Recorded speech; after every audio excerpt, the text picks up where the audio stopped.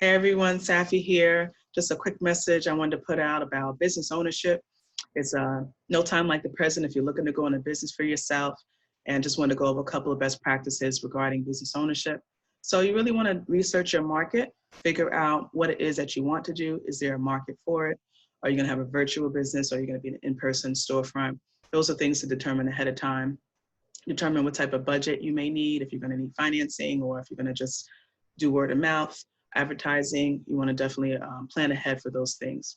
Creating a business plan creates a nice layout for your business, what you want to do, what's the competition in the area, what are the finances going to look like, will you have a team or will you just be a sole proprietor? Those are great things to determine and develop in your business plan.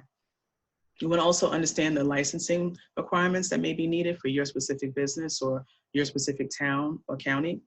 And then structure. Some businesses have certain requirements in terms of how you set it up, whether it's a professional liability, limited liability company, or just a regular LLC, or if you need a corporation. These are important things to determine ahead of time. Lastly, in terms of structure, so there's a legal aspect to that, but there's also the tax and accounting, and you want to understand both. So from a legal perspective, you want to know how to structure your business, then you want to know how does that affect you for your taxes. You want to decide on a business name. So the name your heart desires may not be available in your state, so it's good to have a couple alternatives.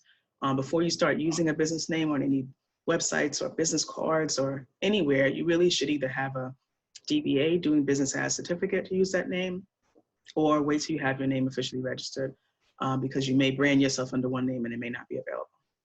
So next step is, once you get the business established, my suggestion is to get a tax ID for the business, an EIN, and the appropriate EIN for your type of structure is important. It helps to separate your social security number from the business. And if you have an official form business like an LLC or corporation, an EIN is needed.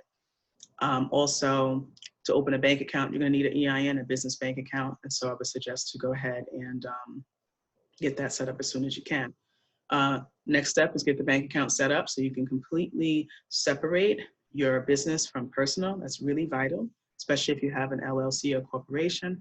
If you don't separate your finances and you commingle them, that can actually pierce the protection layer that you have with a corporation or an LLC. So very important to keep things separate.